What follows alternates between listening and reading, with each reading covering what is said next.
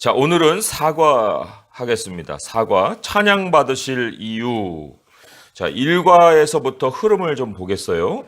1과에 하나님이 응답을 해주시는데, 그거는 모든 사람들에게 나타나서 동시적으로 구원을 약속해 주신 것이 아니고, 이제 모세를 세우셔서 하나님의 응답을 이제 실행할 수 있도록 준비를 시키시죠. 그리고는 2과에 들어서는 이제 하나님께서 드디어 모세를 보내서 바로 왕 앞에 세우시고 하나님의 영광을 이제 드러내십니다. 그리고 3과에 와서는 하나님께서 이스라엘 백성들을 빼내 주시는 그러한 과정. 그래서 하나님의 그 속성이 얼마나 그 자비하신가, 반대로는 하나님이 얼마나 엄히하신가 하는 것도 그 심판을 통해서 우리가 배웠어요. 오늘은 이제 구원받고 난 다음에 우리에게 하나님이 주시는 그런 삶이 어떠한 모양이어야 되는가 하는 것을 찬양을 통해서 우리가 배울 거예요. 그래서 신학적 주제를 한번 같이 한 문장 읽어보도록 하겠습니다. 시작. 하나님은 대적자를 심판하시고 신실하게 자기 백성을 인도해 구원하심으로써 영광을 드높이십니다. 네. 포인트 1을 보시면 인도하신 하나님은 찬양받기 합당하십니다 했어요. 거기 자기 백성을 인도해라는 말, 그게 이제 포인트 1에 해당이 됩니다.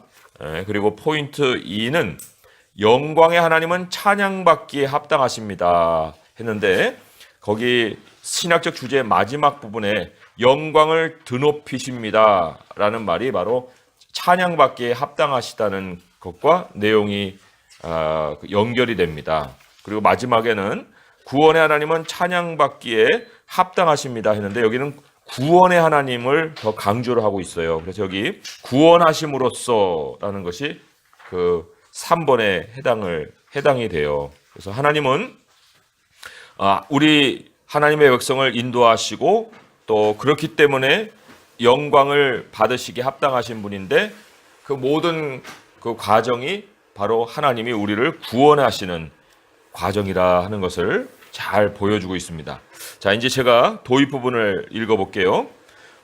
저는 음악적 재능은 별로 없지만 음악을 사랑하고 노래 부르기를 좋아합니다. 다른 사람들이 어떤 음악을 즐겨 듣든지 살펴보는 것도 좋아합니다. 음악은 인류가 기막힌 다양성을 지녔으며 자기 백성을 즐거이 부르며 기뻐하시는 창조주요 구속주이신 하나님과 닮았다는 사실을 보여줍니다. 마틴 루터가 이렇게 말할 만도 합니다. 숭고한 예술인 음악은 하나님의 말씀 다음으로 세상에서 가장 위대한 보물이다. 음악은 하나님의 말씀을 가르치는 놀라운 통로로 쓰일 수 있습니다. 진리로 가득 찬 노래 한 곡은 항상 지니고 다닐 수 있다는 점에서 휴대용 신학입니다. 저는 에티오피아에서 입양한 10살짜리 아들이 부르는 찬양을 듣는 것을 참 좋아합니다. 아이들의 입술에서 나오는 찬양을 들을 때마다 자기 재능을 하나님께 드린 작곡가들과 가수들에게 고마움을 느낍니다 했어요. 자, 질문이 이래요. 즐겨 듣는 음악 앨범이나 좋아하는 노래는 어떤 것입니까? 특히 어떤 장르의 음악을 좋아합니까? 했는데 뭐 앞에 있는 설명과 좀 연결시켜서 제 얘기를 하기보다는 음악이라는 것은 사실 우리가 크게 재능을 갖지 않아도 감상할 수 있고 또 그것을 통해서 우리가 참 위로도 받고 힘도 받을 수 있는 그런 것이듯이 우리가 찬양을 하는 것도 꼭 우리가 어떤 재능이 있어서만 할 수 있는 건 아니에요. 우리 찬양을 할 수 있다는 것 자체가 바로 하나님의 형상으로 창조되었다는 것을 아주 잘 보여주고 있는 증거입니다. 왜냐하면 하나님께서 찬양의 그 시조이시기 때문에 그래요. 하나님이 찬양의 시조다? 어떻게 하나님이 찬양한다는 말이 성경에 있을까? 좀 궁금해지지 않아요?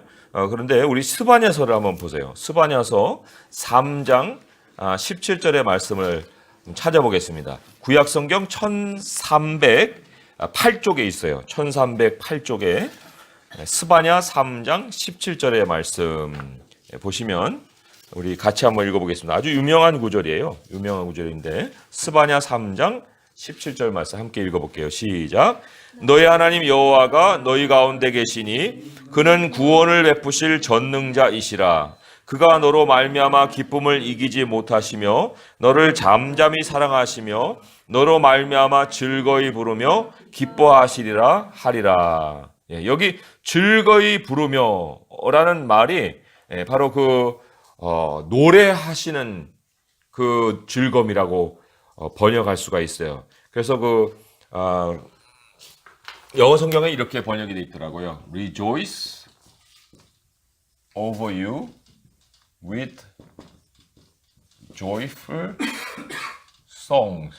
그래서 아주 즐거운 노래로 너에 대하여 기뻐하신다. 이런 그 표현으로 영어는 번역을 했고 아주 잘 번역을 한 그 문구예요. 우리는 즐거이 부르며라는 말로 다 이렇게 번역이 됐잖아요. 근데 부르다는 것이 바로 찬양하다는 뜻이거든요. 그러니까 하나님이 찬양하시는 거예요. 우리로 말미암아. 그러니까 우리는 이제 거기에 주제를 이 하나님으로 바꾸면 되는 거죠.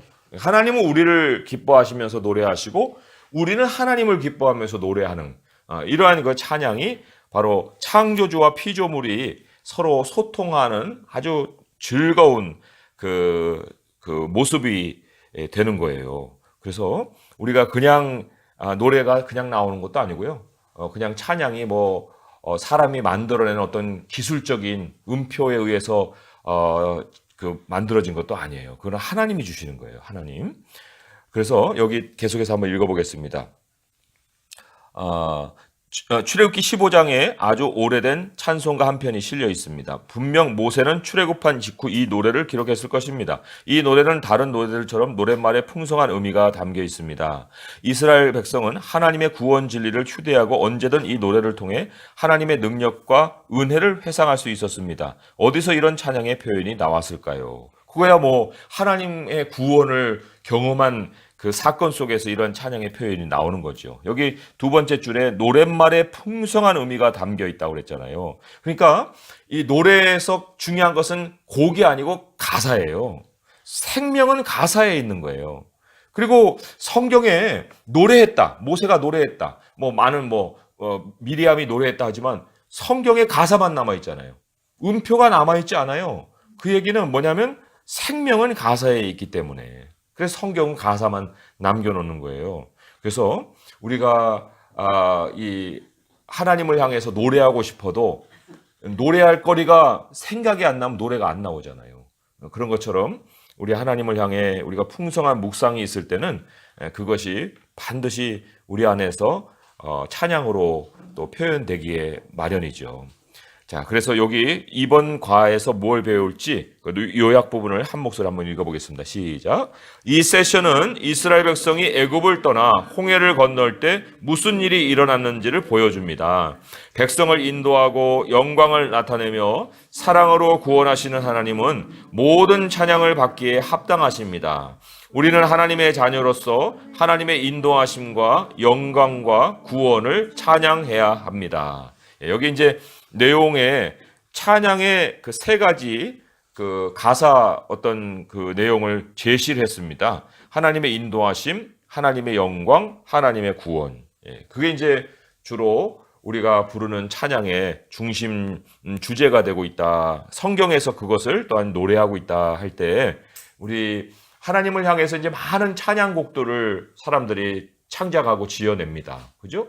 그런데 가사를 읽어보면은 여기하고 참 거리가 먼 것도 많이 있어요. 그냥 감성을 실어서 곡에다 붙여놓은 정도로 그냥 끝나버리는 경우가 있거든요. 그러니까 우리가 찬양도 이제는 선별을 해야 됩니다. 아니 찬양이면 다 괜찮은 거 아니에요? 하지만 그러면 교회면 다 괜찮아요?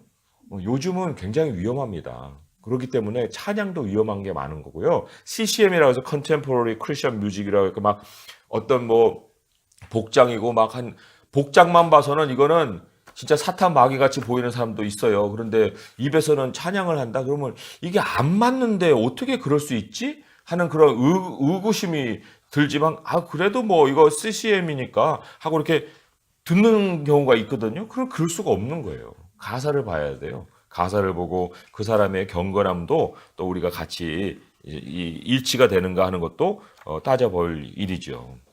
자, 그럼 1번, 포인트 1번을 한번 보겠습니다. 같이 읽어볼게요. 시작. 인도하시는 하나님은 찬양받기에 합당하십니다. 자, 거기에 있는 본문을 우리 임장로님 분단 읽어주시기 바랍니다. 시작.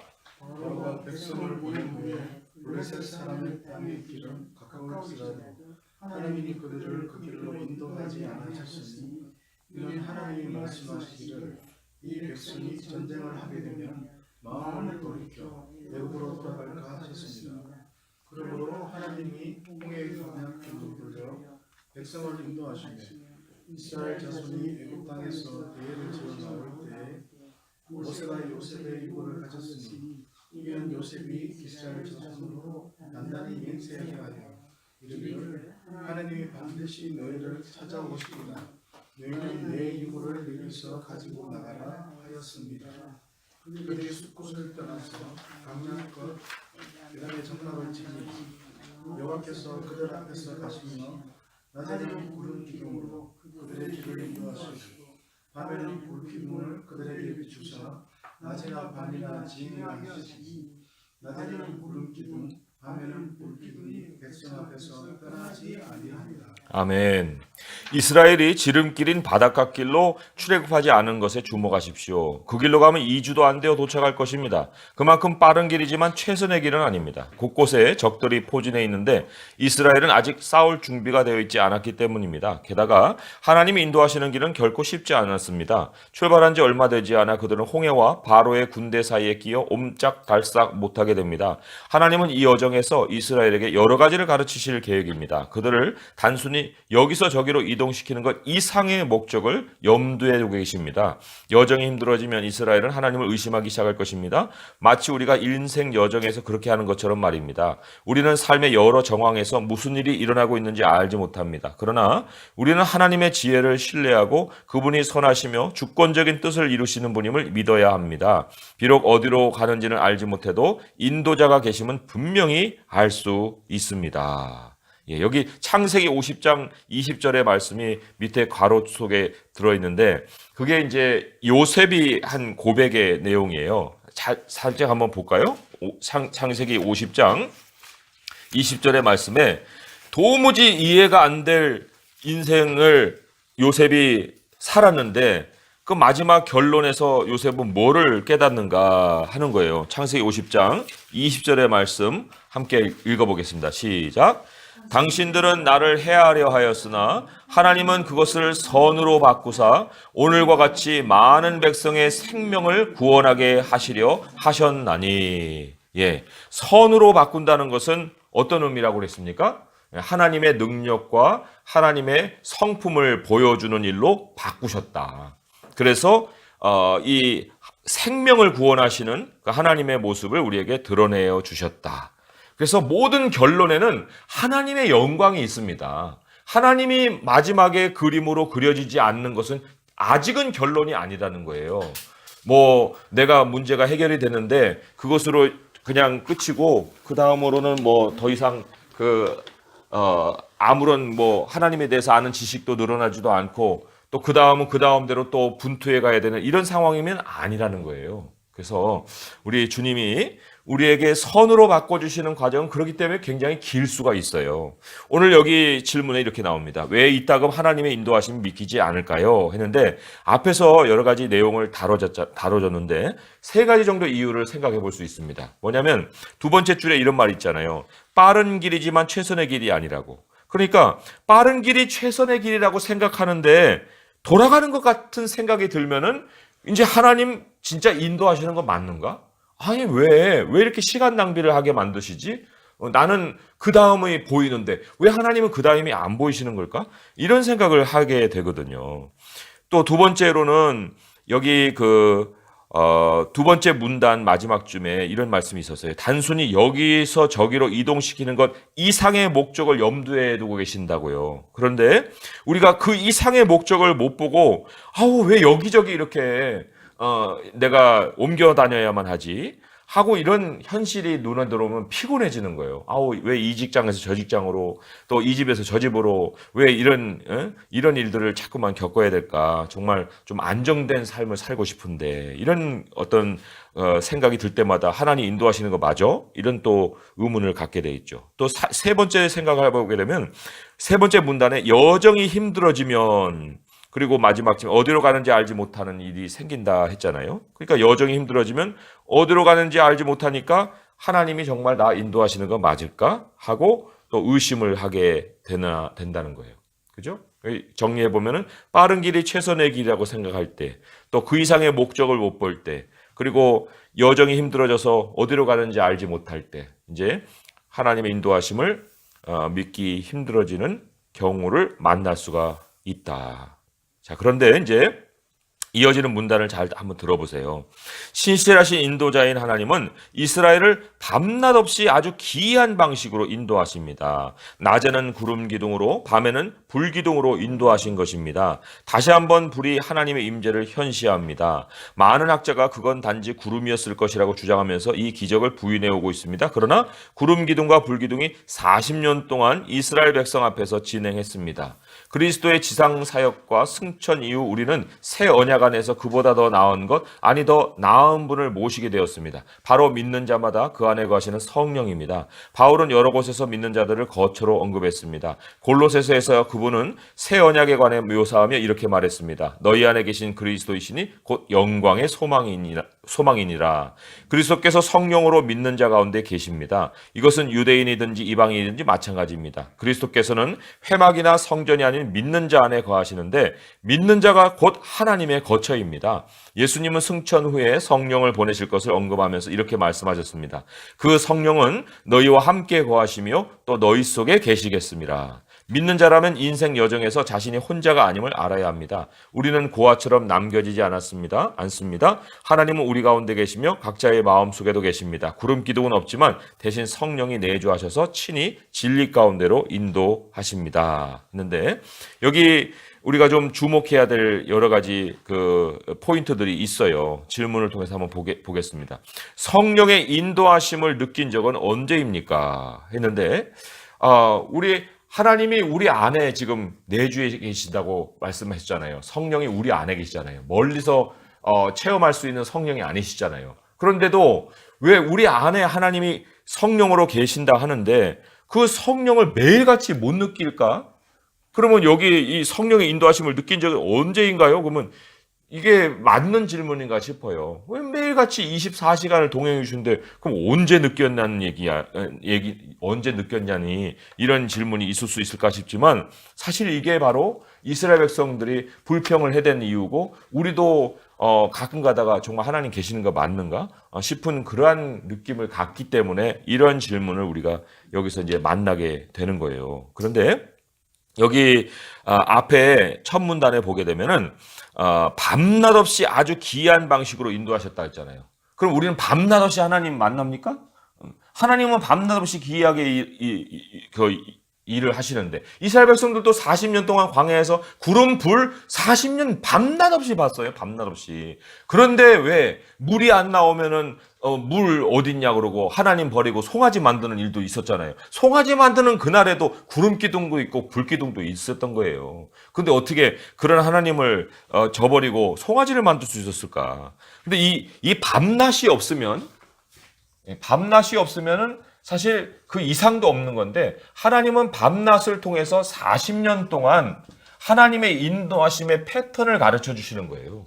하루의 패턴이 그날로 끝나는 것이 아니라 하루의 패턴이 그 다음에도 그 다음 날에도 해서 40년 동안 이 마지막 50페이지 밑에 줄에 보면은 구름 기둥과 불 기둥이 40년 동안 이스라엘 백성 앞에서 진행을 했다는 거 아니에요. 그러니까 우리가 너무 특이한 것 속에서 하나님을 찾으려 하다 보니까 느낌을 못 느끼는 건데 하나님이 그러면 일상적으로 우리에게 찾아오셔서 우리 만나주시는 그 모습은 무엇일까? 그걸 먼저 우리가 생각을 해봐야 하는 거예요. 그래서 이 성령의 인도하심을 느낀 적은 언제인가라고 할 때 하나님께서 이제 이렇게 일상적으로 우리를 인도해 가시는 이 패턴을 먼저 알 때 이게 바로 하나님이 나를 인도해 오신 패턴이었구나 하는 것을 이제 깨닫게 되는데, 자, 거기에는 이제 단계가 있어요. 여기 이스라엘 백성들에게 이제 밤낮이라는 하루의 단계를 알려주셨지만, 우리는 어떤 한 사이클을 통해서, 이제 쭉 한 사이클이죠. 사이클을 통해서 하나님의 시작과 하나님의 마침을 경험을 하게 되면, 그 다음에도 이런 사이클로 하나님이 인도하시고 또 이런 사이클로 인도해 가신다는 것을 예상해 볼 수가 있는 거예요. 자, 그런데 이 하나님이 우리를 인도하실 때는 반드시 말씀으로 인도를 하시잖아요. 말씀이 우리 발의 등이요 우리에게 빛이라고 했으니까, 하나님이 우리에게 찾아오시는 구름과 하나님이 찾아오시는 그 불기둥은 우리에게는 지금 성경이 우리에게 있는 거예요. 성경이 우리의 삶에 항상 옆에 있잖아요. 그런데 성경을 어디다 두고 하나님이 계시냐 안 계시냐 이럴 수도 있는 거 아니겠어요? 그러니까 이 성경을 가진 사람으로서 우리는 성경과 어떻게 동행하는가 하는 것을 이제 알 수가 있어야 되는데, 요한복음 말씀을 한번 펴보시기 바랍니다. 요한복음 16장의 말씀에 보면 거기에 이제 성경과 동행하는 그 패턴이 나옵니다. 성경과 동행하는 패턴을 우리 주님이 잘 가르쳐 주셨어요. 요한복음 16장 15절의 말씀, 16절의 말씀 먼저 한번 보도록 하겠습니다. 15절에서 16절 말씀 제가 읽어볼게요. 무릇 아버지께 있는 것은 다 내 것이라 그러므로 내가 말하기를 그가 내 것을 가지고 너희에게 알리시리라 하였노라. 조금 있으면 너희가 나를 보지 못하겠고 또 조금 있으면 나를 보리라. 이게 이제 하나의 패턴이에요. 예수님이 약속을 주셨습니다. 먼저 얘기를 해주십니다. 그리고는 너희가 지금은 못 보는데 조금 있으면 나를 보아. 이런 약속을 해주셨어요. 자, 하나님의 약속이 임합니다. 근데 여기 제자들의 반응이 어떻습니까? 17절에 제자 중에 서로 말하되 아니 우리에게 말씀하신 바 조금 있으면 나를 보지 못하겠고 또 조금 있으면 나를 보려 하시며 또 내가 아버지께로 감이라는 게 뭔 뜻이야? 이게 무슨 말씀이야? 이해가 안 되는 거예요. 이게 이제 묻는 단계죠. 하나님의 말씀이 내게 빛을 쫙 비춰주셨어요. 그런데 그 빛이 나에게 비춰지긴 했는데, 읽긴 했는데, 그런데 뜻이 안 들어오는 거예요. 이게 무슨 뜻이지? 그러면서 이제 뜻을 모르다 보니까 어떤 이제 일을 겪냐면은 예수님이 이제 설명을 해주시긴 했는데 20절의 말씀으로 한번 가보세요. 내가 진실로 진실로 너희에게 이르노니 너희는 곡하고 애통하겠으나 세상은 기뻐하리라. 너희는 근심하겠으나 너희 근심이 도리어 기쁨이 되리라. 이 조금 있으면 보겠고 조금 있으면 못 보겠고 보겠다 하니까 서로 이제 문의하고 있잖아요. 예수님이 이제 대답을 해주신 거예요. 너희들에게 지금 약속을 주었는데 이 약속을 가지고 있으면서 반드시 겪을 수 있는 과정이 있다. 그건 바로 근심과 애통이다. 이 근심과 애통은 이 말씀이 이루어지지 않아서가 아니고 깨닫지 못해서도 그렇고 하나님이 하나님의 때를 정해 놓으시고 인도하기 때문에 이게 우리의 때와 달라서도 우리에게 애통하고 근심하는 기간을 겪을 수 있다는 거예요. 그게 이제 두 번째 그 단계라고 하게 되면은 그 두 번째 단계에서 하나님이 우리에게 이 단계를 이길 수 있는 그 무기를 주십니다. 무기를 어디서 주시냐면은 23절의 말씀에 이런 말씀이 있어요. 그날에는 너희가 아무것도 내게 묻지 아니하리라. 내가 진실로 진실로 너희에게 이르노니 너희가 무엇이든지 아버지께 구하는 것을 내 이름으로 주리라. 어떤 단계예요? 바로 기도하는 단계예요. 근심과 애통이 동시에 하나님께 구하는 그 삶의 단계로 동행이 돼야 됩니다. 그냥 근심과 애통만 하면 안 되는 거예요. 여기서 하나님께 이제 구하는 거죠. 하나님 길이 어디예요? 하나님 어디로 가야 됩니까? 저에게 어떤 길을 보여주시려고 합니까? 어떻게 하나님 내가 이렇게 애통하고 있는데 하나님 응답을 안 해줄 수 있습니까? 뭐 이렇게 그런 따져 묻는 말도 있을 수 있겠지만 어쨌든 하나님께 구하는 과정을 같이 동시에 겪어야 됩니다. 그러면 나중에는 어떤 결과를 가지고 있냐면은 그 마지막 그 우리가 그 24절에 보게 되면 지금까지는 너희가 내 이름으로 아무것도 구하지 아니하여서 구하라 그리하면 받으리니 너희 기쁨이 충만하리라. 이게 뭐냐면 이제 하나님께 아무것도 묻지 않게 되는 그런 단계로 발전을 하는 거예요. 기쁨이 되니까. 그래서 그때는 몰랐어요. 예수님이 다시 온다는 것이 무슨 뜻인지 알지 못했어요. 근심과 애통합니다. 그런데 구합니다. 하나님이 주십니다. 그래서 이제는 더 이상 묻지 않는 그러한 우리에게 하나님께서 응답해 주심으로 인해서 우리가 다시는 그 옛날로 돌아가지 아니하고 오히려 결과를 가지고 기뻐하는 그러한 모습을 가지게 될 것이다. 그게 이제 여기 21절에 여자의 해산과 그 비유를 했습니다. 여자가 해산하게 되면 그때가 이렇으므로 근심하나 아기를 낳으면 세상에 사람 난 기쁨으로 말미암아 그 고통을 다시 기억하지 아니하느니라 그랬잖아요. 그래서 이거를 다시는 기억하지 않게 되는 그 마지막 하나님의 응답의 순간이 있다. 이게 바로 한 사이클이에요. 이 사이클을 계속 갑니다. 근데 이 사이클에 이게 없어요? 있어요, 반드시. 예. 이것 때문에 우리가 하나님이 인도하시는가 안 하시는가를 자꾸만 되짚어서 물어보고 하려고 하는 그런 태도를 가지게 되죠. 자, 두 번째 질문이 이렇게 돼 있습니다. 과거 하나님의 인도하심을 돌아보는 것은 앞으로도 하나님이 당신을 인도해 줄 것을 확신하는데 어떻게 도움이 될까요? 그렇죠. 패턴이 익혀지면은 그 다음은 야, 이 패턴이구나. 요렇게 되겠구나. 여기서 뭘 느낍니까? 성취의 전 단계는 반드시 근심이 있다는 거예요. 그 근심이 우리에게 생긴다는 것은 그거는 나를 망할 길로 인도하는 게 아니고 바로 그 다음에 반드시 하나님의 성취가 나에게 기다리고 있다. 장래일이 열릴 그 순간이 기다리고 있다는 것을 우리에게 너무나도 확실하게 가르쳐주고 있는 거죠.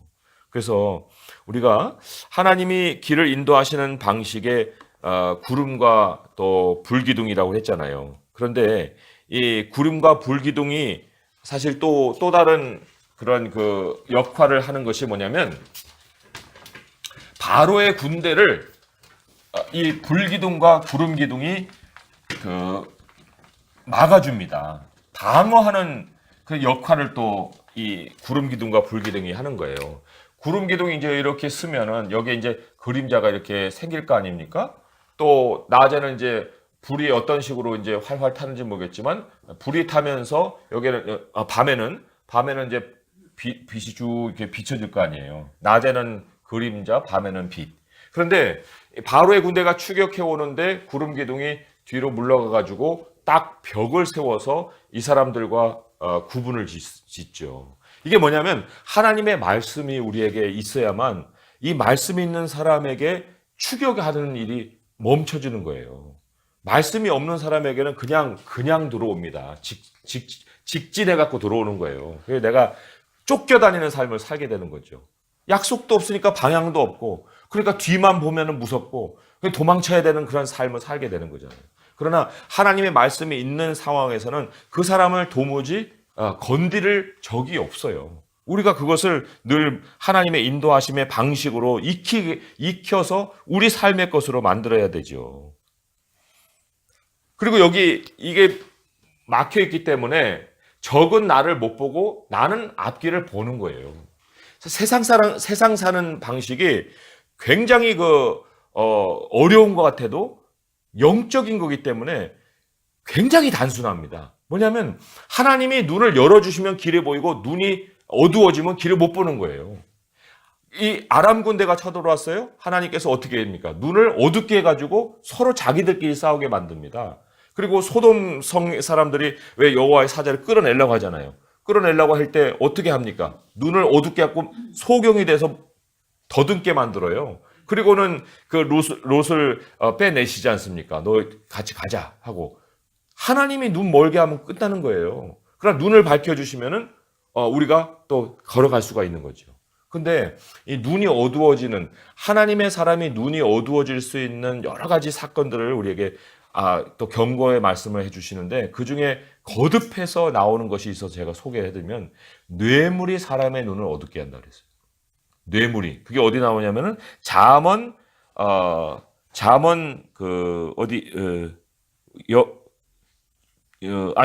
출애굽기 23장 8절의 말씀. 출애굽기 23장 8절의 말씀도 있고 신명기 16장 19절에도 있어요. 출애굽기 23장 8절, 신명기 16장 19절에도 있는데 뇌물이 사람의 눈을 어둡게 한다는 거는 우리가 뇌물이라는 건 뭐예요? 빠른 길이잖아요. 빠른 길. 예. 해결을 빨리 하는 거예요. 빠른 길. 사실 이게 한국에서는 이제 많이 나아졌지만은 저기 아래에 있는 아시아 나라에 가면은 다 뇌물 아니면 일이 안 통한다고 하더라고요. 중국도 마찬가지고 막 이런데 그렇다고 해서 만약에 내가 그것은 어쩔 수 없는 일이다 해가지고 하게 되면 그 단기간에는 일이 되는 것 같아요. 그러나 장기적으로 볼 때는 그건 절대로 바른 길로 갈 수가 없습니다. 뇌물은 눈을 어둡게 한다고 그랬기 때문에 하나님의 인도를 포기하는 거예요. 세상이 나를 쫓아오다 하나님 눈을 어둡게 해서 나를 막아주시건만 어떻게 내 스스로가 눈을 어둡게 만들 수 있겠냐는 얘기죠. 그래서 우리가 하나님이 우리 안에 계시기 때문에 우리 안에 하나님이 영으로 계시기 때문에 하나님의 영이 우리를 인도하시는 방식을 잘 익혀야 되는데 하나는 우리가 이제 하나의 그 사건이 시작되어서 맞춰지기까지의 그 사이클을 통해서 근심을 다른 관점에서 우리가 볼 수가 있어야 된다. 근심, 애통, 이거는 바로 앞으로 다른 일이 나에게 열려질 조짐이 있다 하고 알 수 있어야 되고요. 또 하나, 우리 갈라디아서 5장 18절의 말씀 한번 찾아보겠습니다. 갈라디아서 5장 18절의 말씀. 갈라디아서 5장 18절의 말씀. 두 번째 패턴이라고 볼 수가 있는데요. 갈라디아서 5장 18절의 말씀. 이걸 한번 같이 읽어보겠습니다. 갈라디아서 5장 18절의 말씀 시작. 너희가 만일 성령의 인도하시는 바가 되면 율법 아래에 있지 아니하리라. 율법 아래와 반대되는 것이 성령의 인도예요. 로마서 8장 14절에도 동일한 그 말씀으로 얘기를 하고 있습니다. 율법 아래에 있는 것. 근데 이 율법 아래에 있는 것에 대해서 우리가 이미 설교를 통해서 설명을 드렸어요. 지금 5장 18절의 말씀에 율법 아래에 있지 않는 것이 뭐냐 하는 것을 4장 21절에서 31절까지가 잘 얘기를 해주고 있습니다. 4장 21절에서 31절 말씀. 우리 교회 홈페이지에 찾아가셔갖고 갈라디아서 4장 21절, 31절에 해당되는 거 한번 설교 들어보세요. 거기 보면 이제 율법 아래에 있는 것이 뭐냐 하는 것을 잘 알려줄 텐데 거기 보게 되면 하갈과 이 사라가 비교가 돼 있어요. 그죠? 하갈이 율법 아래에 있는 여인이고 또 사라는 영으로 인도받는 사람을 대표를 하고 있습니다. 근데 여기 참 하나님께서 아브라함의 인생을 그냥 그렇게 살게 하신 게 아니고 아브라함의 인생을 통해서 우리에게 나중에 율법과 약속이 뭐냐 하는 것을 가르쳐 주시려고 그러한 사건들도 또한 허락을 하셨다는 것이 얼마나 감사한지 몰라요. 근데 보면 하갈은 그 당시의 문화가 허용하고 있는 그 방식이에요. 애 못 낳아요? 그러면 딴 여자 데려다가 애 낳으면 된다. 그게 이제 그 당시에 통용되는 방식이잖아요. 그러면 이거는 깊이 생각할 필요도 없어요. 그냥 자연스럽게 그냥 취하면 되는 거예요. 그때까지 안 하고 있었던 아브라함이 어쩌면 바보였을 수도 있어요. 아니 그 나이 되도록 왜 그러면 그 방법도 있는데 왜 안 했어? 그러니까 이제 그때에 가서는 상황의 코너에 몰리니까 어쩔 수 없이 했지만 그러나 20년 전에 할 수도 있고 30년 전에도 할 수 있었던 일 아니었겠어요? 자연스럽게. 그러나 하나님 뭐라고 했습니까? 약속의 자녀가 나의 자녀다. 이거를 하려다 보니까 이게 안 되는 거예요.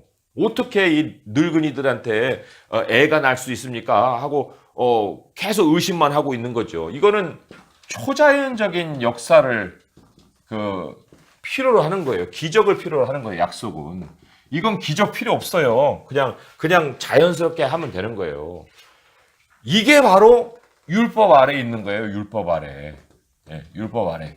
그냥 세상이 닦아놓은 그 길로 가면 되는 거예요. 약속이라는 것은 절대적으로 하나님이 개입하지 않으면 안 되는 일입니다. 이게 바로 성령의 일이에요. 성령의 일. 그런데 결과적으로 성경은 뭐라고 얘기를 하고 있습니까? 27절의 말씀에 갈라디아 4장 27절에 보면은 잉태하지 못한 자여 즐거워하라 산고를 모르는 자여 소리질러 외치라 이는 홀로 사는 자의 자녀가 남편 있는 자의 자녀보다 어떻게 된다고요? 많다고 그랬잖아요. 이 방법을 하면은 절대로 내 생애에는 일어날 것 같지도 않아요. 이 방법을 하면은 엄청나게 많아질 것 같아요. 그런데 결과적으로 요게 많아요, 요게 많아요. 이게 많아요. 이게 많다고요. 그래서 지금 우리까지 있는 거 아니에요. 우리가 지금 그리스도인으로 된 것은 아브라함의 믿음의 자녀로 믿음의 그 계보를 따라서 된 것이지 하갈을 통해서 이스마엘의 계보를 따라서 된 겁니까? 아니거든요. 그래서도 우리가 성령을 따르면 육체의 율법, 그 율법의 아래 있지 않는다 하는 것은 결국 하나님은 모든 일을 다 하나님이 주도해 가시고 하나님의 방식으로 초자연적으로 하나님이 개입하지 않으면 안 되는 일로 문을 열어주신다. 그러니까 우리가 대충 때워서 내 방식대로 그냥 문제만 봉합하면 안 되는 거예요. 타이어가 뻥 터졌어요. 근데 거기다가 그냥 본드만 붙여가지고 계속 달리면 그거 어떻게 되겠습니까? 차가 맨날 위험스럽죠. 타이어 완전히 가는 게 낫죠. 하나님은 완전히 타이어를 갈아주시는 방식으로 우리를 인도하신다는 거예요. 그래서 하나님은 항상 앞서신다. 이게 중요합니다. 출애굽기 23장 20절의 말씀을 한번 보세요. 거기가 이제 또 하나님이 행하시는 그 방식인데 출애굽기 23장 20절의 말씀 여기에 한번 같이 읽어볼게요. 117페이지 출애굽기 23장 20절의 말씀 시작. 내가 사자를 네 앞에서 보내어 길에서 너를 보호하여 너를 내가 예비한 곳에 이르게 하리라. 그죠? 네. 하나님이 예비한 곳이 있습니다. 하나님이 앞서 사자를 보내십니다. 그리고는 우리를 보호하십니다. 이 이상 뭐를 더 우리가 요구합니까? 이 이상 요구할 것이 없잖아요. 그럼 우리는 하나님이 인도하시는 그 삶을 그냥 따라가면 되는 거예요. 40년 아니라 우리의 죽을 때까지. 그래서 밤낮이라고 하는 이 패턴이 40년 이어졌다는 것 생각하면 우리가 주야로 주님의 말씀을 묵상하는 게 얼마나 중요한지 모릅니다. 주야로 묵상하는 거예요. 주야로 하나님 성령을 느끼는 거예요. 그리고 이 삶의 한 사이클을 잘 우리가 생각을 해봐야 됩니다. 약속을 받은 사람 근심과 애통이 있으나 구하게 되고 그리고는 결코 나중에 너희가 다시 묻지 아니하고 받은 줄로 알고 받는 기쁨이 있는 순간을 맞이할 것이다. 그리고 하나님은 절대적으로 일하시는 방식이 자연스러움이 아니라 초자연적으로 기적으로 능력으로 우리의 길을 열어가신다 하는 것을 우리가 기억할 수 있어야 됩니다. 자, 그게 이제 하나님의 인도하심이에요. 자, 그러면 이제 두 번째 포인트로 넘어옵니다. 두 번째 포인트 함께 읽어볼게요. 시작. 영광의 하나님은 찬양받기에 합당하십니다. 자, 1분단 우리 두 분 읽어주세요. 시작. 여호와께서 모세에게 말씀하여 이르시되 이스라엘 자손에게 명령하여 돌이켜 바다와 믹돌 사이에 미하이루 곧 바알스본 맞은편 바닷가에 장막을 치게 하라. 바로가 이스라엘 자손에 대하여 말하기를 그들이 그 땅에서 멀리 떠나 광야에 갇힌 바 되었다 하리라. 내가 바로의 마음을 완악하게 한즉 바로가 그들의 뒤를 따르리니 내가 그와 그의 온 군대로 말미암아 영광을 얻어 애국 사람들이 나를 여호와인 줄 알게 하리라 하시니 우리가 그대로 행하니라.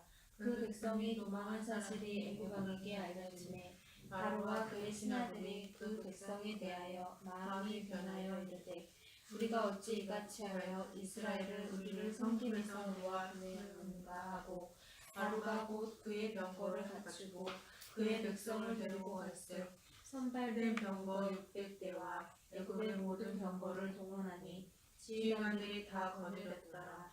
여호와께서 애굽 왕 바로의 마음을 완악하게 하셨으므로 그가 이스라엘 자손의 뒤를 따르니 이스라엘 자손이 담대히 나갔습니다. 애국 사람들과 바로의 말들, 병거들과 그 마병과 그 군대가 그들의 뒤를 따라 바알스본 맞은편 비하히롯 곧 해변 그들이 정전지대에 미칩니다. 바로가 가까이 오고 예, 잘 읽으시는데요.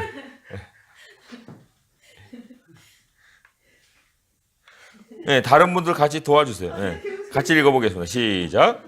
바로가 가까이 올 때에 이스라엘 자손이 눈을 들어본즉 애국 사람들이 자기를 뒤에 이른지라. 이스라엘 자손이 심히 두려워하여 여호와께 부르짖고 그들이 또 모세에게 이르되 애굽에 매장지가 없어서 당신이 우리를 이끌어내어 이 광야에서 죽게 하느냐. 어찌하여 당신이 우리를 애굽에서 이끌어내어 우리에게 이같이 하느냐. 우리가 애굽에서 당신에게 이런 말이 이것이 아니냐. 이르기를 우리를 내버려 두라. 우리가 애굽 사람을 섬길 것이라 하지 아니하더라. 애굽 사람을 섬기는 것이 광야에서 죽는 것보다 낫겠노라. 모세가 백성에게 이르되 너희는 두려워하지 말고 가만히 있어서 여호와께서 오늘 너희를 위하여 행하시는 구원을 보라. 너희가 오늘 본 애굽 사람을 영원히 다시 보지 아니하리라. 여호와께서 너희를 위하여 싸우시니 너희는 가만히 있을지라. 아멘. 하나님이 하시는 것만 아니라면 이 전략은 말도 안 된다고 할 만합니다. 하나님은 애굽으로부터 벗어나 행진 중이던 이스라엘에게 다시 돌아가서 바다와 사막 가운데 장막을 치라고 명령하셨습니다. 바로가 추격해오면 그들은 꼼짝없이 갇힐 것입니다. 이야기가 계속됨에 따라 우리는 바로가 하나님의 백성을 얼마나 끈질기게 뒤쫓는지 보게 됩니다. 하나님이 말씀하신 그대로입니다. 바로는 자기가 좋은 전략을 펼치고 있다고 생각했겠지요. 하지만 실제로는 하나님의 계획대로 흘러가고 있었습니다. 이스라엘을 추격할 때 아마 가장 좋은 전차를 동원했을 것입니다. 사용 가능한 모든 군사적 이점을 활용했을 것입니다. 바로는 이스라엘이 패배해 다시 노예로 전락할 것이라고 확신했을 것입니다. 바로는 전투가 시작되기도 전에 승전가부터 불렀을 것입니다. 하지만 그의 예상은 완전히 틀렸습니다. 자, 질문이에요. 이 기이한 전술을 통해 하나님의 영광이 어떻게 나타납니까? 했는데 위에 53페이지 위에 첫 문단 마지막 쯤에 꼼짝없이 갇힐 것이다라는 말이 있어요. 꼼짝없이 갇히는 이 상황이 하나님께서 싸우시는 전쟁터를 스스로 만들어 놓으시는 상황이에요. 하나님이 싸우실 때는 모든 것이 다 갇혀 있는 상황을 전장으로 만들어 버리십니다. 이게 참 이상하죠. 여기 이제 그 성경에 우겨쌈이라는 말 있잖아요. 우겨쌈. 네. 아주 그냥 그 말 자체도 우겨쌈 그 뉘앙스에서 느껴져요. 도무지 출구가 없는 그런 둘레로 다 쳐져 있는 그것을 보는데 고린도후서 4장의 말씀. 고린도후서 4장 7절에서 15절. 왜 꼼짝없는 방식을 하나님이 쓰실까? 그게 이제 궁금하잖아요. 근데 고린도후서 4장 7절에서 15절의 말씀에 우리가 그 이유를 한번 찾아보도록 하겠습니다. 고린도후서 4장 289페이지에 있습니다. 289페이지 고린도후서 4장 7절에서 15절의 말씀. 우리 함께 한번 읽어보겠습니다. 시작. 우리가 이 보배를 질그릇에 가졌으니 이는 심히 큰 능력은 하나님께 있고 우리에게 있지 아니함을 알게 하려 함이라. 우리가 사방으로 우겨쌈을 당하여도 쌓이지 아니하며 답답한 일을 당하여도 낙심하지 아니하며 박해를 받아도 버림받지 아니하며 거꾸로뜨림을 당하여도 망하지 아니하고 우리가 항상 예수의 죽음을 몸에 짊어짐은 예수의 생명이 또한 우리 몸에 나타나게 하려 함이라. 우리 살아있는 자가 항상 예수를 위하여 죽음에 넘겨짐은 예수의 생명이 또한 우리 죽을 육체에 나타나게 하려 함이라. 그런즉 사망은 우리 안에서 역사하고 생명은 너희 안에서 역사하느니라. 기록된 바 내가 믿었으므로 말하였다 한 것 같이 우리가 같은 믿음의 마음을 가졌으니 우리도 믿었으므로 또한 말하노라. 주 예수를 다시 살리시니가 예수와 함께 우리도 다시 살리사 너희와 함께 그 앞에 서게 하실 줄을 아노라. 이는 모든 것이 너희를 위함이니 많은 사람의 감사로 말미암아 은혜가 더하여 넘쳐서 하나님께 영광을 돌리게 하려 함이라. 아멘. 하나님께서 전쟁을 통해서 나타내시는 그 메시지가 있어요. 뭐 미국하고 중국이 만약에 지금 싸우고 있잖아요. 한일 전쟁 또 무역 전쟁이 시작되는데 그걸 통해서 그들이 얻는 마지막 결과물은 뭐겠습니까? 힘이잖아요, 힘. 예? 내가 더 세. 그래서 너는 내 앞에 굴복을 해라. 뭐 이런 어떤 그 메시지로 지금 이제 그런 그 전쟁을 걸었는지 모르겠지만 하나님께서 마지막에 나타내시는 전쟁의 어떤 승리의 표시로 나타내시는 것이 생명이에요. 생명이라는 것은 뭐냐면 살 길을 열어주신다는 거예요. 살 길을 열어준다. 그게 하나님만이 하실 수 있는 일이에요. 그런데 이 생명을 우리가 생명으로 느끼려면은 이 직전 상황이 어떤 상황이었냐면 죽음의 상황인 거예요. 그리고 세상은 이미 어둠의 세상이고 사망의 세상이기 때문에 이 삶이 그냥 자연스럽게 잘 흘러가네? 이렇게 볼 수가 없는 겁니다. 한순간이라도 삐딱해질 수 있는 우리가 한눈만 팔면은 정말 구덩이에 빠질 수 있는 것이 이 세상이에요. 그래도 우리가 이렇게 살아갈 수 있는 것은 하나님이 우리와 함께 해주시기 때문이지 다른 이유는 아니거든요. 그러나 그럼에도 불구하고 우리가 어려움을 겪을 때 그 죽음이라고 하는 상황 속에서 하나님은 무엇을 우리에게 하나님의 영광으로 드러내시느냐? 살 길을 열어주십니다. 살 길을 열어주시는 거예요. 이게 우리 하나님을 믿는 우리 믿음이지. 예? 우리가 하나님을 우리가 의지하면서 뭐를 우리가 딴 데다가 기대하고 살 길은 딴 데서 찾으려고 합니까? 하나님이면 모든 대답이 다 하나님으로부터 나오는 거 아니겠어요? 살 길이 하나님으로부터 나온다는 거예요. 그래서 우리가 그러한 전쟁터 속에서 죽음에 처해지는 그러한 상황을 맞이할 때라도 우리 하나님께서 우리도 살리시고 그리고 우리로 인해서 또한 다른 사람도 살리시는 이 배가적인 역사를 일으키신다. 그게 이 예수의 생명이 우리 죽을 육체에 나타나게 하려 함이라 하는 그 말씀의 그 깊은 의미이지 않겠습니까? 그래서 중요한 것은 질그릇 같은 인생이지만 이 질그릇 같은 인생 속에 보배를 담았다. 보배를 담았다는 것이 굉장히 중요한 거예요. 우리 안에 보배가 있다. 누구예요? 우리 하나님의 임재죠. 하나님 영이 우리 안에 계시는 거죠. 그래서 하나님 그래도 이런 전술은 쓰지 마셨으면 좋겠습니다. 너무 힘들어요. 그렇겠지만 그것은 힘든 것이 아니고 하나님은 그러한 상황을 통해서 세상에도 하나님의 살아계심을 나타내고 우리에게도 하나님의 살아계심을 나타내고 그래서 하나님이 영광 받으시기를 원하시기 때문에 그 전쟁터는 내가 선택하는 거 아니에요. 하나님이 선택하십니다.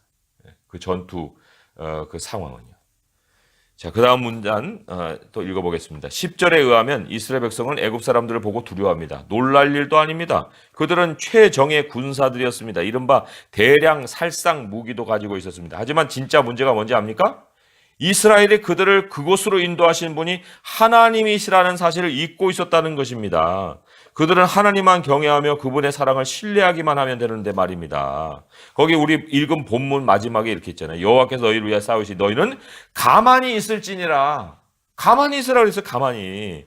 그런데 어떻게 합니까? 이제 이스라엘은 불평하기 시작합니다. 모세가 겁에 질려 불평해대는 백성에게 말합니다. 너희는 두려워하지 말고 가만히 있어서 여호와께서 오늘 너희를 위하여 행하시는 구원을 보라.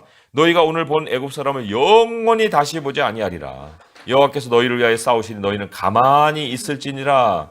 이런 전략을 본 적이 있습니까? 가만히 서 있으라니요. 하나님이 대신 싸우신다니요. 그러나 이것은 대단히 뛰어난 전략입니다. 두려워하지 마라. 전쟁은 내 몫이 아니다. 가만히 있어서 하나님의 구원을 보라. 하나님이 승리를 주시기 때문에 하나님만 영광을 받으실 수 있습니다. 이것은 이스라엘의 승전거가 아니라 하나님의 필적할 바 없는 비교 불가능한 영광을 나타내는 이야기입니다. 자, 이게 출애굽의 사건만 있는 게 아니고요. 거기 괄호 안에 역대하 20장 참조하라고 했는데 한번 가서 보겠습니다. 역대하 20장 15절에 17절의 말씀에 여호사밧 왕, 아주 멋진 왕이지만 그러나 또 아합하고 이렇게 교통하는 일이 있어서 실수도 있었던 왕이긴 한데 아무튼 그 여호사밧의 그 멋진 고백을 우리가 여기서 또한 발견할 수가 있어요. 역대하 20장 15절에서 17절의 말씀 우리 한번 보겠습니다. 여기에 이제 하나님께서 어떤 아들을 보내셔서 야하시엘을 보내서 이제 전하시는 그런 말씀이죠. 함께 한번 읽어볼까요? 시작. 야하시엘이 이르되 온 유다와 예루살렘 주민과 여호사밧 왕이여 들을지어다. 여호와께서 이같이 너희에게 말씀하시기를 너희는 이 큰 무리로 말미암아 두려워하거나 놀라지 말라. 이 전쟁은 너희에게 속한 것이 아니요 하나님께 속한 것이니라.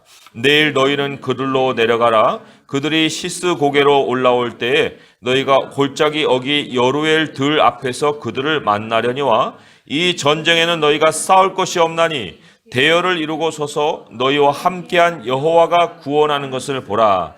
유다와 예루살렘아 너희는 두려워하지 말며 놀라지 말고 내일 그들을 맞서 나가라. 여호와가 너희와 함께하리라 하셨느니라 하면서 이제 여호사밧이 거기에 순종하고 백성들을 이끌고 나가고 그리고는 이제 승리를 하는 이러한 일이 있어요. 이거 말도 안 되는 전쟁 같아요. 그렇지만 하나님이 이거는 대단히 뛰어난 전략이다. 이렇게 하는 것은 하나님만 하실 수 있는 일이다. 맞서라는 거죠. 맞서라. 자, 질문을 통해서 한번 더 볼까요? 이스라엘 백성의 불평은 우리의 마음을 어떻게 들여다보게 합니까?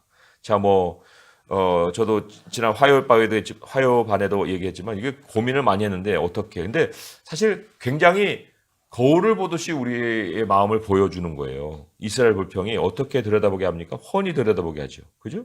그런데 거기에 이제 더하여서 어떤 우리들의 모습을 우리에게 보여주고 있는가 하는 그런 질문과도 같은 것 같아요. 그래서 아마 이런 상황을 맞이하게 되면은 내가 괜히 하나님 믿다가 이런 일을 당했나 보다. 그냥 세상식을 따라 사는 것이 더 나을 뻔했네. 이런 어떤 생각을 할 수도 있어요. 후회할 수도 있죠. 그래서 믿음이 여린 사람들은 교회 나왔다 조금 어려움이 닥치면은 내가 교회 나와서 이렇게 되는가 봐 하고 그냥 뒤로 물러갈 때도 있거든요. 또 이런 거예요.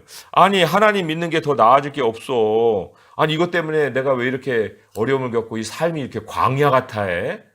이런 어떤 또 생각을 할 수도 있는 거고 또 하나님보다 뭐가 더 두려워요? 지금 하나님보다 뭐가 더 두려워요? 쫓아오는 바로가 더 두렵죠. 쫓아오는 이 군대가 더 두렵죠.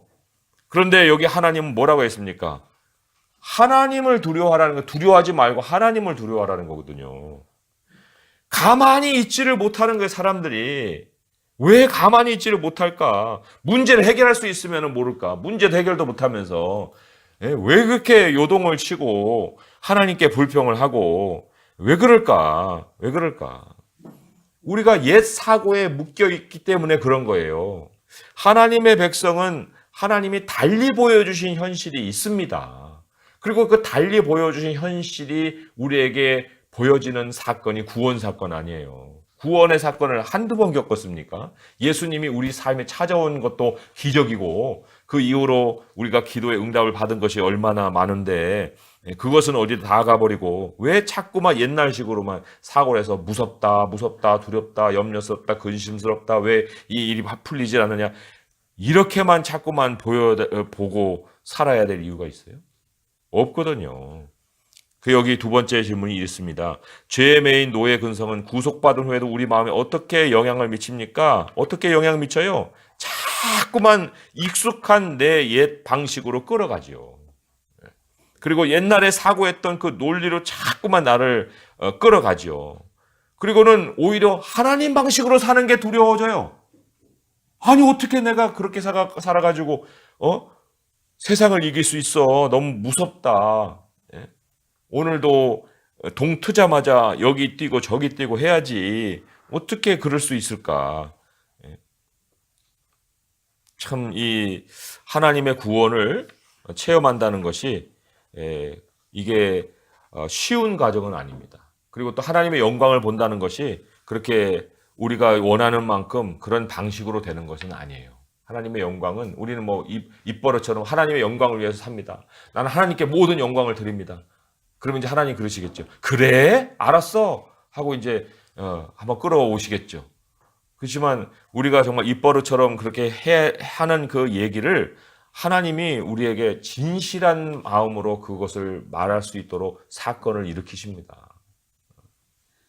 그리고 반드시 하나님은 마지막에 영광을 받으시는 분이에요. 자, 포인트 3 함께 읽어보겠습니다. 시작. 구원의 하나님은 찬양받기에 합당하십니다. 자, 이제 결론 부분으로 이제 옮겨가는 중에 있어요. 하나님은 마지막에 찬양을 받으신다. 자, 이 본문입니다. 본문 또 함께 같이 읽어보겠습니다. 시작. 목세와 바다의 숨을 냈네 여호와께서 큰 동풍이 밤새도록 바다를 물러가게 하시니 물이 갈라져 바다가 바람나기는지라 이스라엘 자손이 바다 가운데를 육지로 걸어가고 물은 그들의 좌우에 벽이 되니 애국 사람들과 바로의 말들 병거들과 그 많은 물이 다 그들의 뒤를 추격하여 바다 가운데로 들어오는지라 새벽에 여호와께서 불과 구름 기둥 가운데서 애국 군대를 보시고 애국 군대를 어지럽게 하시며 그들의 병거 바퀴를 벗겨서 달리기가 어렵게 하시니 애국 사람들이 이르되 이스라엘 앞에서 우리가 도망하자 여호와가 그들을 위하여 싸워 애국의 사람들을 치는도다. 여호와께서 모세에게 이르시되 내 손을 바다 위로 내밀어 우리 애국 사람들과 그들의 병거들과 마병들 위에 다시 흘게 하라 하시니 모세가 곧 손을 바다 위로 내밀매 새벽이 되어 바다의 힘이 회복되자 애국 사람들이 물을 곳으로 도망하나 여호와께서 애국 사람들을 바다 가운데 엎으시니 물이 다시 흘러 병거들과 기병들을 넣되 그들의 뒤를 따라 바다에 들어간 바로의 군대를 다 덮으니 하나도 남지 아니하였더라. 그러나 이스라엘 자손은 바다 가운데를 육지로 행하였고 우리 좌우에 벽이 되었더라. 그날에 여호와께서 이같이 이스라엘을 애국 사람의 손에서 구원하시매 이스라엘이 바닷가에서 애국 사람들이 죽어 있는 것을 보았더라. 이스라엘이 여호와께서 애국 사람들에게 행하신 큰 능력을 보았으므로 백성이 여호와를 경외하며 여호와와 그의 종 모세를 믿었더라. 아멘. 자, 여기 보면 이 시점이 언제예요? 24절에 새벽에 그랬어요. 새벽에. 지금 새벽은 뭐 가로등도 있지만 옛날에 새벽은 완전 깜깜이에요. 그 동투기 바로 직전이니까 굉장히 어둡잖아요. 어두운 중에 지금 홍해가 갈라지고 있는 상황에 이 사람들이 전진하고 있는 겁니다. 이게 그냥 뭐 환한 대낮에 홍해 바다가 그냥 사뿐하게 이렇게 서가지고 양쪽에서 이렇게 조용하게 있고, 그리고 이스라엘 백성들은 그 양쪽에 있는 그 벽으로 서 있는 바닷물들을 오른쪽으로 왼쪽으로 구경하면서 뭐예요 그 저기 상어 있는 그런 그 뭐라 그래요? 수족관 가듯이 이렇게 걷는 게 아니에요. 그게 지금 여기 이 홍해를 건넌 사건을 묘사하고 있는 시편이 있어요. 시편의 말씀 한번 보세요. 시편 77편에 보시면 어떤 식으로 홍해를 건넜는가 하는 걸 알 수가 있습니다. 77편 13절부터 해서 한번 보겠습니다. 13절부터 해서 제가 20절까지 한번 읽어보겠습니다. 하나님이여 주의 도는 극히 거룩하시오니 하나님과 같이 위대하신 신이 누구오니까 주는 기이한 일을 행하신 하나님이시라. 민족들 중에 주의 능력을 알리시고 주의 팔로 주의 백성 곧 야곱과 요셉의 자손을 속량하셨나이다. 하나님이여 물들이 주를 보았나이다. 물들이 주를 보고 두려워하며 기품도 진동하였고 구름이 물을 쏟고 궁창이 소리를 내며 주의 화살도 날아갔나이다. 회오리 바람 중에 주의 우레소리가 있으며 번개가 세계를 비추며 땅이 흔들리며 움직였나이다. 주의 길이 바다에 있었고 주의 고든 길이 큰 물에 있었으나 주의 발자취는 알 수 없었나이다. 주의 백성을 양떼같이 모세와 아론의 손으로 인도하셨나이다 그랬어요. 이게 새벽이에요. 새벽에 물이 양쪽으로 이제 갈라졌지만 그 갈라진 물 그 모든 것을 한눈에 볼 수 있는 그런 상황이 아니에요. 거기 보면 엄청난 일이 있지 않습니까? 막 물이 막 위에서 쏟아지는 거예요. 이렇게 구름이, 그리고 우렁찬 우레소리 꽝꽝꽝 나고 막 번개가 막 내리치는 이런 새벽이에요. 이런 새벽에 이 길을 뚫고 가야 되는 거예요. 이건 믿음의 전진이 아니면 못 갑니다. 예? 거기에 막 애들 손잡고 엄마 어디 있어 하고 예? 수레에다가 짐 잔뜩 실어가지고 가고 있는데 수레바퀴는 막 예? 바다 밑이 그냥 뭐 모래가 저기 뭐 탄탄 대로입니까?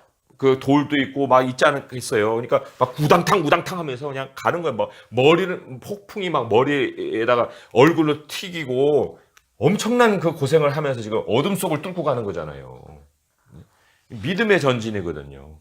근데 이 어둠이 있기 때문에 이 바로의 군대도 들어오긴 했으나 이 이스라엘 백성들은 하나님이 인도해 가시는 길로 믿음으로 전진했지만 이 하나님 새벽이라는 것은 어둠이기 때문에 완전히 길 없는 사람에게는 혼란의 시작이에요. 혼란의 시작. 자기들이 물에 빠져 들어간지도 모르고 지금 쫓아가는 거예요. 새벽에 어두움에 아마 그 바닷물이 훤하게 보이는지 양쪽으로 이렇게 서 있었으면은 아마 멈칫은 했을 겁니다. 그런데 이스라엘 백성들이 지금 지나가고 있잖아요. 쫓아가는 거예요. 그런데 거기에서 하나님이 그들을 완전히 물로 다 덮어버리시잖아요. 근데 참 여기에 굉장히 그 묘한 표현이 하나 있는 것이 19절에 보면 77편 19절에 보면은 주의 발자취를 알 수 없었다 그랬어요. 하나님이 발자국은 남기지 않습니다. 하나님이 발자국을 남기지 않아요. 절대적으로 믿음의 전진을 하나님이 향할 수 있도록 환경을 열어주신 거예요. 그리고는 그 사람들이 자기 발로 그 길을 걸어가게 하신 거예요. 그리고는 하나님이 발자국을 남기지 않으시는, 그래서 다 물로 다 덮어버리시지 않습니까? 이 새벽에, 그 다른 성경에 보기에는 하나님이 새벽에 우리를 도우시리라. 정말 우리에게는 이제 마지막이다. 나는 다 끝났다. 이제는 나는 이제 죽음밖에 없어. 라는 그 시각에 하나님이 우리를 도우신다. 참, 그러니까 하나님의 영광을 우리가 만난다는 것은 그냥 설렁설렁 하는 그런 삶 속에서 만나는 것이 아니에요. 그렇잖아요? 자, 여기 제가 문단을 다시 한번 또 읽어보겠습니다. 55페이지 중간쯤에 있어요. 하나님의 구원이 바다가 갈라짐으로써 분명히 드러납니다. 그 결과 이스라엘 백성은 안전한 곳까지 걸어갈 수 있었습니다. 그들이 바다를 건너자 모세는 지팡이를 뻗어 물이 애굽 사람들과 그들의 병거 위를 뒤덮게 했습니다. 완전 소탕입니다. 동이 트자, 이제 동이 텄어요. 이스라엘은 하나님의 승리를 볼 수 있었습니다. 물이 다시 흘러 드러난 땅을 덮고 애굽 사람들을 전부 삼켜버린 것입니다. 30, 31절의 심판과 구원의 현실이 분명히 드러납니다. 시신들이 해변으로 쓸려온 모습을 상상해 보십시오. 거룩하신 하나님 앞에 회개할 줄 모르던 사람들의 끔찍한 최후입니다. 믿음을 거절한 사람들은 심판의 물에서 죽음을 받았습니다. 반면 믿는 자들은 심판의 물에서 구원을 받고 행복해합니다. 그들은 믿음을 통한 은혜로서 반대편으로 인도된 것입니다. 자, 질문해 봅니다. 하나님의 해결을 기다리다가 마침내 하나님의 능력을 경험한 적이 있습니까? 마침내. 이게 바다가 갈라지는, 이게 마침내잖아요. 바다가 어둠 속에 있다가 완전 바다가 갈라져, 그리고는 건넌 후에 하나님이 나를 구원하신 방식을 보는 거예요. 이야, 이거구나.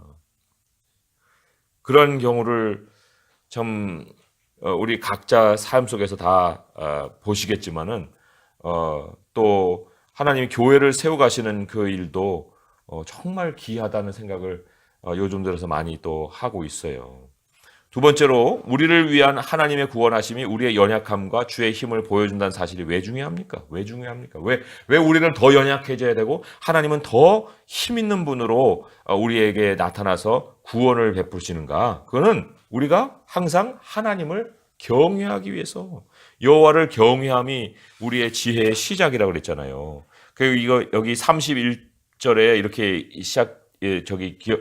있지 않습니까? 앞에 55페이지 본문의 31절에 이스라엘이 여호와께서 애굽 사람에게 행하신 그 큰 능력을 보았으므로 백성이 여호와를 경외하며 여호와와 그의 종 모세를 믿었다 그랬잖아요. 하나님을 두려워하고 하나님을 믿었다.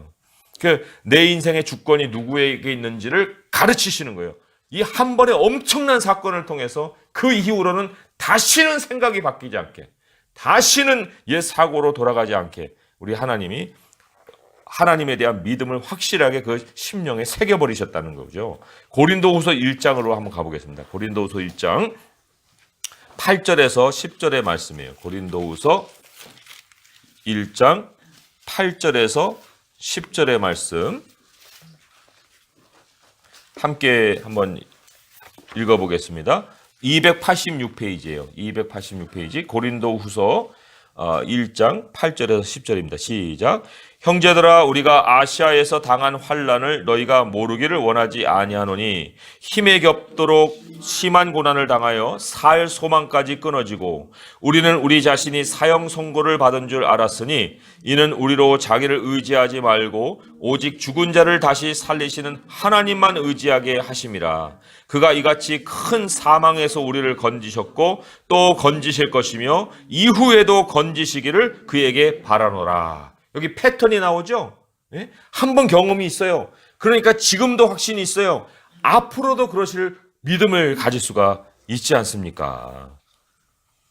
빌립보서 2장으로 한번 가볼까요? 거기에 왜 두렵고 떨림이라는 말이 나올까 하는 거예요. 빌립보서 2장 12절의 말씀 함께 또 한번 읽어볼게요. 320페이지죠? 시작. 그러므로 나의 사랑하는 자들아 너희가 나 있을 때뿐 아니라 더욱 지금 나 없을 때에도 항상 복종하여 두렵고 떨림으로 너희 구원을 이루라. 이 두렵고 떨림이라는 것이 무엇을 얘기해요? 하나님 앞에서예요. 그잖아요? 하나님을 믿음으로 하나님의 역사를 보는 눈을 가지고 그냥 내가 원하는 결과만 보는 게 아니라 하나님이 역사하시는 패턴과 하나님이 그 앞으로 이끌어 가실 그 결과를 보는 눈을 가지고 그 모든 과정에서 하나님 앞에서 두렵고 떨림으로 너희 구원을 이루라고 했잖아요. 구원은 마지막이고 두렵고 떨림이라는 건 순간 과정을 얘기하는 거예요. 자, 그래서 여기 이제 몇 가지 단어를 넣으라고 나와 있잖아요. 출애굽의 이야기는 구원받은 그리스도인의 삶이 어떤 일이라는 것을 보여줍니다. 우리는 무엇으로부터 구원받았습니까? 무엇으로부터 구원받았습니까? 거기에 속박이라고 쓰셔야 돼요. 속박. 예. 자, 그러면 이제 문단을 한번 읽어볼게요. 이스라엘 백성은 노예 상태에서 해방되었습니다. 이것은 구원의 예시입니다. 그러나 문제가 있습니다. 육체적으로는 출애굽에 성공했지만 마음은 여전히 애굽에 매여 있었던 것입니다. 이 이야기는 우리와 어떤 관련이 있습니까? 하나님은 우리도 속박에서 구원해 주셨습니다. 하지만 속박은 다양한 양상을 보입니다. 객관적으로 우리는 예수님을 통해 정죄에서 놓여 자유를 얻었습니다. 징벌도 없습니다. 우리는 객관적으로 유죄 판결을 받았으나 예수님을 통해 풀려났습니다. 그런데도 주관적으로는 여전히 애굽으로 돌아가려는 문제로 고심합니다. 노예가 아님에도 불구하고 노예처럼 살려고 합니다. 죄인이 아님에도 불구하고 맨날 나는 죄인입니다 하고 하나님 앞에 서 있는 그런 꼴을 보인다는 거예요. 내가 너를 언제 죄에서 해방을 안 해줬니? 너 지금 내가 의롭다 하지 않았니? 근데 오늘은 왜 맨날 내 앞에 와가지고 나는 죄인이요 하니? 듣기도 싫다 이제. 하나님 그렇게 얘기하지 않겠어요? 근데 왜 그러냐? 우리가 여전히 주관적으로 이건 마음으로는 애굽에 살기 때문에 그렇다는 거예요. 하나님 이미 우리를 빼내주셔서 하나님 나라 백성이 되게 하셨는데 왜 그러냐? 왜? 하나님이 그렇게 우리를 질책하시지 않습니까? 그러니까 뭐가 중요한 거예요?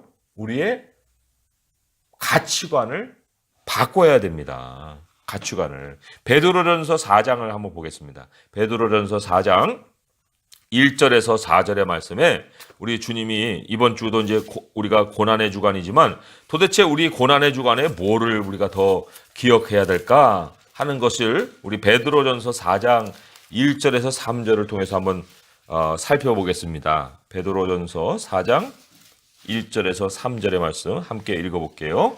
381페이지입니다. 4장 1절에서 3절 시작. 그리스도께서 이미 육체의 고난을 받으셨으니 너희도 같은 마음으로 갑옷을 삼으라. 이는 육체의 고난을 받은 자는 죄를 그쳤음이니 그 후로는 다시 사람의 정욕을 따르지 않고 하나님의 뜻을 따라 육체의 남은 때를 살게 하려 함이라. 너희가 음란과 정욕과 술 취함과 방탕과 향락과 무법한 우상 숭배를 하여 이방인의 뜻을 따라 행한 것은 지나간 때로 족하다 했어요. 보세요. 예수님이 이미 육체의 고난 다 끝내셨다잖아요. 오히려 우리가 가져야 되는 마음의 갑옷을 삼으라는 거예요. 마음의 갑옷을. 육체의 고난을 받으셨으니 같은 마음으로 마음의 갑옷을 삼으라는 건 이제 우리의 전쟁은 육체가 아니고 마음에 있다는 거예요. 마음을 십자가에 못 박아라. 어떤 마음을? 정욕을 따르는 마음. 그죠?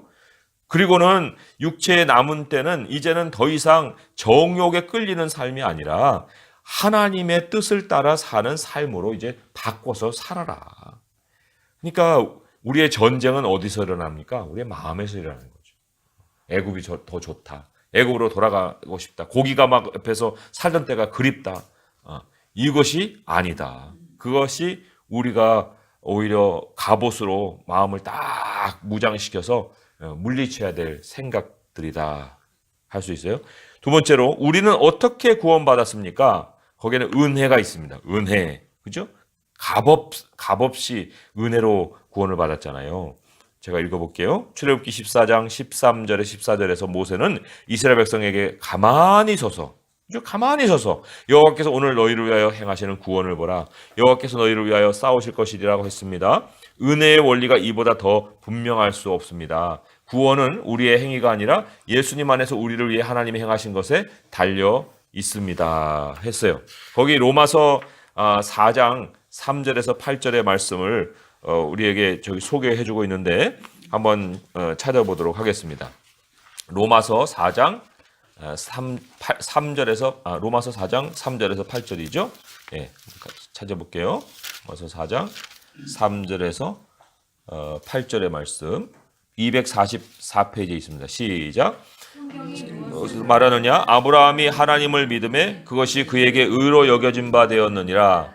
일하는 자에게는 그 삭시 은혜로 여겨지지 아니하고 보수로 여겨지거니와 이를 아니할지라도 경건하지 아니한 자를 의롭다 하시는 이를 믿는 자에게는 그의 믿음을 의로 여기시나니 일한 것이 없이 하나님께 의로 여김을 받는 사람의 복에 대하여 다윗이 말한 바 불법이 사함을 받고 죄가 가려짐을 받는 사람은 복이 있고 주께서 그 죄를 인정하지 아니할 사람은 복이 있도다. 그렇잖아요. 그죠? 정죄가 없는 사람, 하나님과 연결되어 있는 사람, 하나님과 소통하는 사람, 우리에게 복이 있다라고 선포를 하고 있습니다. 그리고 아까 초반에 제가 좀 그 설명을 하려다가 못한 것이 하나가 있는데 그것이 바로 은혜를 아는 사람이 살아가는 삶의 태도라고도 볼 수 있는데 데살로니가 후서 3장 5절을 한번 찾아보도록 하겠습니다. 데살로니가 후서 3장 5절의 말씀이에요. 데살로니가 후서 3장 5절의 말씀 336페이지에 있습니다. 336페이지 3장 5절의 말씀 시작. 주께서 너희 마음을 인도하여 하나님의 사랑과 그리스도의 인내에 들어가게 하시기를 원하노라. 이 마음의 갑옷 아까도 그 연결이 되는 거지만은 하나님이 마음을 우리에게 어떻게 인도하시느냐 하면 하나님 사랑은 하나님을 우선해 두는 거예요. 하나님의 사랑이라서 하나님은 나를 너무 사랑하셔. 그래 맞아. 하나님은 나를 제일 첫 번째 두시는 거지. 이렇게 생각하기 쉽지만 무엇이 뭐 할 때 헬라어에서는 그게 바로 앞에 있는 것이 목적으로 오는 거예요. 그래서 하나님의 사랑은 하나님의 사랑이라고도 문장 속에서 해석이 될 수도 있지만 이런 경우에는 하나님을 사랑함이 하나님의 사랑이에요. 하나님께서 우리에게 마음을 인도해서 하나님을 우선해 두게 하시고 그리스도의 인내라는 건 뭐예요? 그리스도가 참으심과 같은 그러한 견뎌냄이죠. 그러니까 하나님을 우선해 두고 견디기만 하면 되는 거예요. 하나님을 우선해 두고 견디기만 하면 되는 거예요.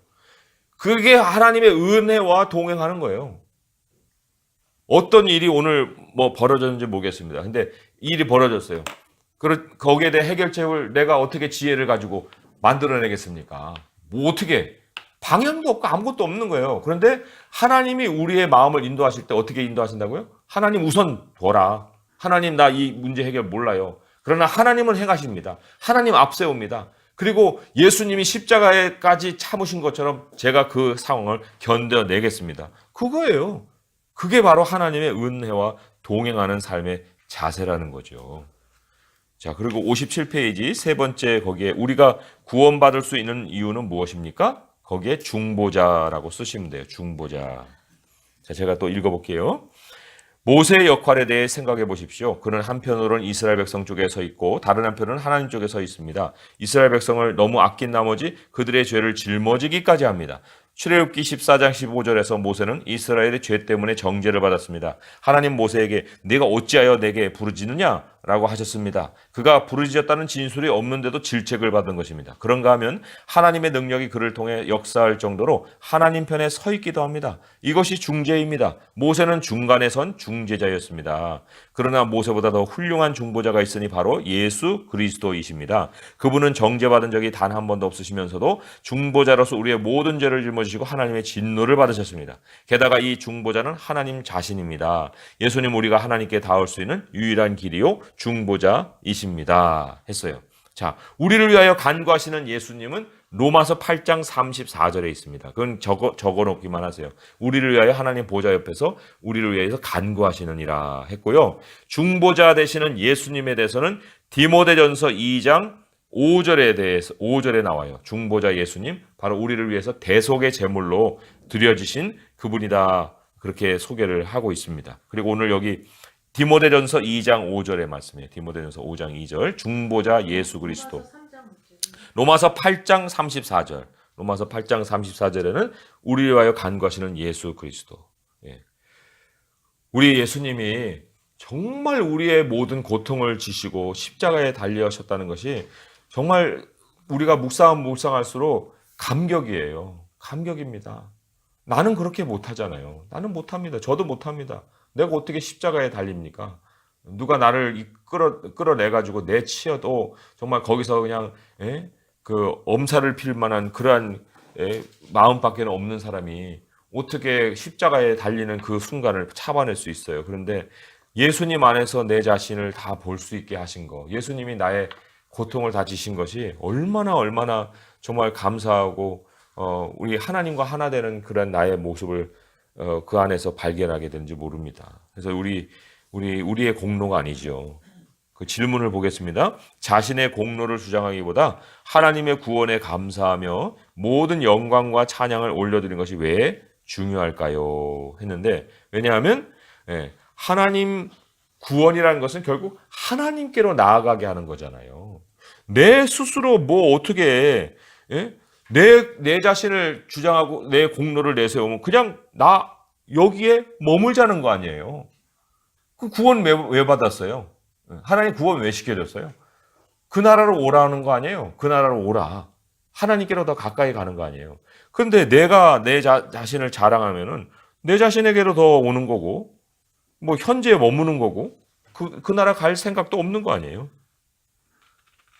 그래서 우리의 현재는 모두 다 예수님이 주신 거고, 또 하나님께로 가기 위해서 우리에게 허락되는 현재라는 것을 늘 기억할 수가 있어야 됩니다. 고린도전서 1장, 마지막으로 이제 한번 찾아볼게요. 고린도전서 1장 30절에서 31절의 말씀입니다. 고린도전서 1장 30절에서 31절의 말씀. 같이 한번 읽어볼게요. 시작. 너희는 하나님으로부터 나서 그리스도 예수 안에 있고 예수는 하나님으로부터 나와서 우리에게 지혜와 의로움과 거룩함과 구원함이 되셨으니 기록된 바 자랑하는 자는 주 안에서 자랑하라 함과 같게 하려 함이라. 여기 그래서 예수 안에 있는 것이 얼마나 중요한지 모르잖아요. 그죠? 예수 안에 있는 가장 뚜렷한 방식은 예수님의 이름으로 기도하는 거예요. 예수님의 이름으로. 예수님 이름 안에서 in the name of Jesus잖아요. 예수님 안에 머물러 기도하는 것이 예수님 안에서 사는 거고 또 예수님 안에서 자랑하는 삶을 살게 되는 거죠. 자, 결론 부분 우리 함께 읽어보도록 하겠습니다. 시작. 출애굽기 15장에서 하나님의 백성이 노래합니다. 이것은 선하며 옳은 일입니다. 구원받은 백성은 찬양하는 백성이 될 수밖에 없습니다. 이스라엘 백성은 전심을 다해 구원을 찬양했습니다. 그런데 예수님을 통해 그보다 더 큰 구원을 받은 우리는 어떻게 해야 하겠습니까?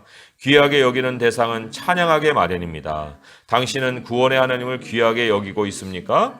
또한 소중히 여기는 대상은 칭찬하기 마련입니다. 주님이 소중하지 않습니까? 무엇도 하나님께 비할 수 없습니다. 네, 그리스도와의 연결 또 읽어볼게요. 시작. 하나님은 자기 백성을 위한 구원의 길을 열기 위해 홍해를 가르셨습니다. 이와 유사하게 자기 아들을 보내심으로써 우리를 위해 구원의 길을 여셨습니다. 자, 오른쪽으로 넘어갈게요. 하나님의 계획, 우리의 사명 위에 한 문장 같이 읽어봅니다. 시작. 하나님은 구원과 심판의 영광을 찬양하라고 우리를 부르셨습니다. 세상 사람들이 우리를 보고 주님을 찬양할 수밖에 없게 하시려고 말입니다.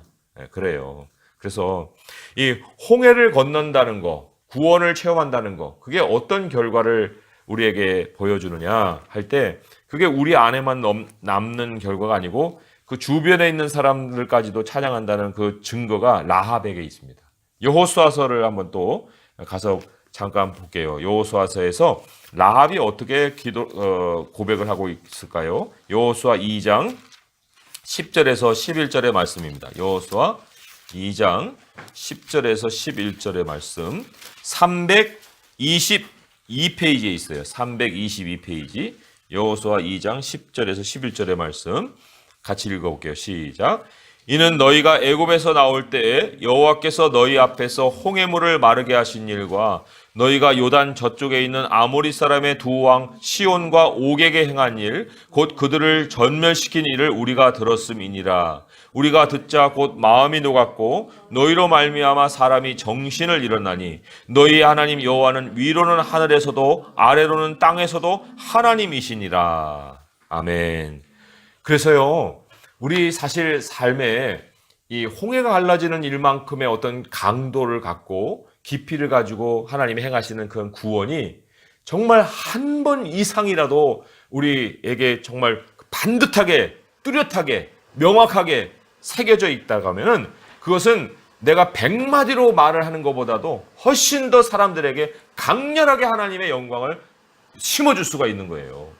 이야, 하나님이 함께 하시는 사람이 저렇게 사는 걸 보니까 하나님이 살아계시는구나. 그거거든요. 우리 주님이 우리를 예수 그리스도 안에서 다시 변화된 삶으로 바꿔주셨기 때문에 우리 옛사람에서 새사람이 됐잖아요. 옛사람에서 새사람이 됐다는 그 사실 하나만 갖고도 나를 예전에 만났던 사람들이 깜짝 놀랄 수 있어야 되는 거예요. 야, 어떻게 사람이 저렇게 변할 수 있지? 그게 바로 우리 예수님을 믿는 사람이 사람들에게 보여줄 수 있는 그 하나님 살아계심의 증거 아니겠어요? 그러나 예수님을 조용히 만난 사람도 있을 거 아니에요. 그러나 조용히 만났을지라도 그 이후에 많은 어려움과 여러 가지 삶을 통해서 하나님이 우리를 구원해 주실 수많은 기회들을 우리가 맞지 않습니까? 그 기회를 우리가 숨어서 맞이할 것도 아니고 정말 하나님과 함께 나는 하나님 우선이야. 나는 그리스도의 인내로 이 모든 일을 견딜 거야. 하고 이 내 모습을 그렇게 가지는 것 자체가 엄청난 하나님의 영광에 대한 증거가 된다. 자, 1번부터 3번까지 한번 정리를 해보겠습니다. 하나님의 인도하심을 따라 믿음으로 걸어갈 때 무엇을 배울 수 있습니까? 첫 번째로는 빠른 길이 최선이 아니다. 그죠? 하나님이 우리를 두신 그 자리에 그 이상의 목적이 있다는 것을 배워야 된다. 그죠? 빠른 길이 최선이 아니고 하나님이 우리를 두신 그 자리에 그 목적 이상의, 그 이상의 목적이 있다는 것을 우리가 배워야 되고요. 또 하나님이 인도하신 데는 패턴이 있어요. 우리 어떤 패턴에서 약속이 있고 근심과 애통하는 기간이 있지만 그 기간에 우리가 기도하고 하나님은 마지막에 기쁨으로 우리에게 선사해 주신다. 그리고 그 모든 일을 하나님은 앞서서 행하시기 때문에 우리는 우리 하나님께서 인도해 가실 것을 확신하고 따라갈 필요가 있어요. 그게 바로 이제 우리가 하나님 인도하심 속에서 배우는 거죠. 두 번째로는 하나님의 목적을 이해하기 어려운 상황에서 어떻게 하면 말씀에 순종해 하나님께 영광을 돌릴 수 있을까? 그 핵심 뭐냐면 가만히 있으라는 게 가만히 있는다는 게 뭐 그냥 아무 일도 하지 않고 있는다는 그런 뜻이 아니고요. 여러 성경을 우리가 그 종합해서 보게 되면 첫 번째 가장 중요한 게 뭐냐? 불평하지 말아야 됩니다. 그게 가만히 있는 거예요. 요동치지 않고 불평하지 않는 거예요. 거기서 한번 써놓으세요. 빌립보서 2장 13절에서 14절. 불평하지 않아야 됩니다. 그리고 두 번째로는 세상을 부러워하지 말아야 돼요. 그게 가만히 있는 거예요.